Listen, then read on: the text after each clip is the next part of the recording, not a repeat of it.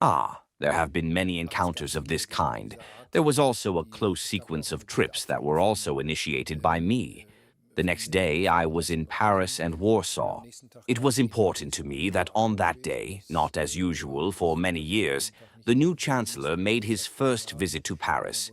But I wanted to set an example that Poland is also important to us, that I also meet with the Polish Prime Minister, Donald Tusk, on that evening.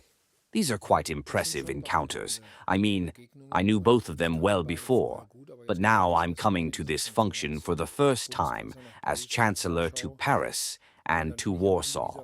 And then at the end of this week, I went to Kiev with Emmanuel Macron and Kirstin together.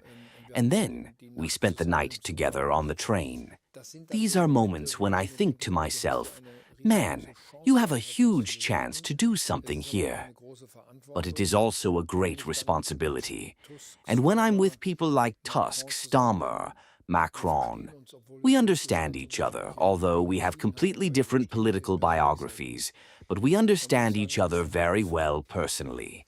Then I have to say, then it is also fulfilling. I visited Donald Trump in Washington for the first time at the beginning of June. I prepared this visit very carefully by, for example, watching the videos of those who were in front of me. Because it's almost always the same setting, as they say, in the Oval Office of the White House. How do you sit there? How do you talk to him?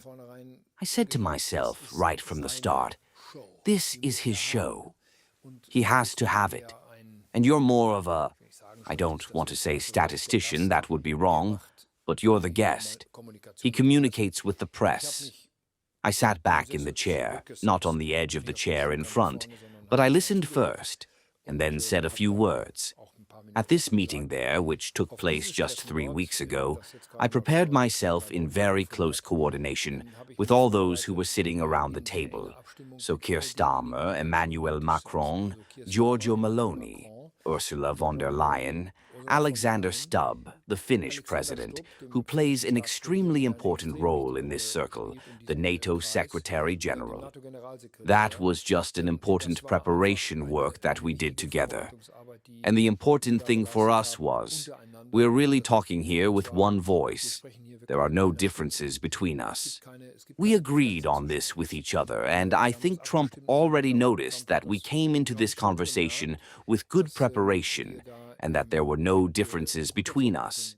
At the moment, we are not in a position as Europeans, and that bothers me, that concerns me.